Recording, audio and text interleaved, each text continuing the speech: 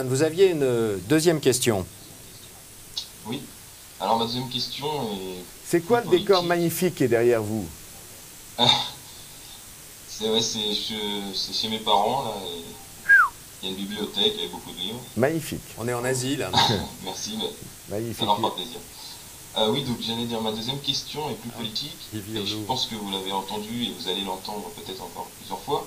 Mais en fait, j'aimerais bien savoir comment vous comptez réussir à former un gouvernement et une majorité politique efficace qui serait composé donc de personnes d'idéologies politiques opposées et qui risquent de s'affronter et de rentrer en conflit à chaque tentative de réforme. Évidemment, je ne mettrai jamais des personnes d'idéologie politique opposées. Je mettrai des personnes... Par la force des choses. Non, je mettrai des personnes qui ont des traditions politiques, mais qui ont les mêmes valeurs, qui considèrent par exemple qu'il faut abaisser le déficit et la dette du pays, qui considèrent qu'il faut soutenir la création d'entreprises, qui considèrent qu'on doit libérer l'emploi dans les entreprises, qui considèrent qu'on est obligé de concentrer tous les moyens sur l'éducation et sur la recherche. Autrement dit, des choses extrêmement concrètes de la vie de tous les jours et qui peuvent se faire aussi bien avec des gens qui viennent de la tradition de gauche qu'avec des gens qui viennent d'une autre tradition de droite républicaine, par exemple. Si vous réfléchissez, non pas en termes d'étiquette, mais en termes d'objectifs à atteindre, alors vous vous apercevez que c'est très facile de rassembler les gens.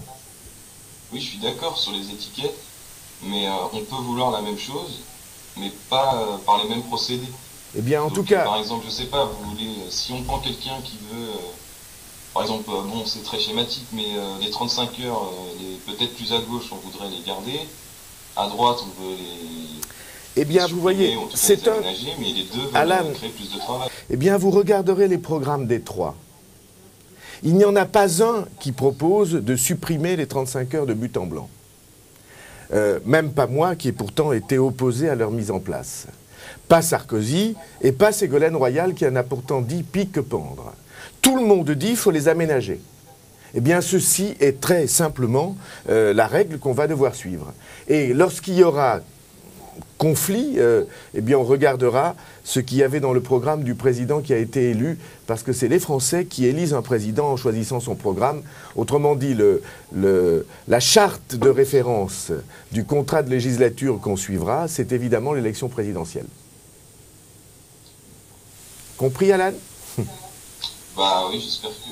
Si vous êtes élu, vous arriverez vraiment à mettre ça en place. Il n'y a pas de... Ce serait dommage d'après être bloqué. Ça n'est pas une difficulté. La difficulté, c'est d'être élu. Après, comme les Français ont donné leur assentiment, leur aval, c'est eux qui ont signé le contrat de mission. En votant pour un président, ils votent pour une majorité et pour un projet.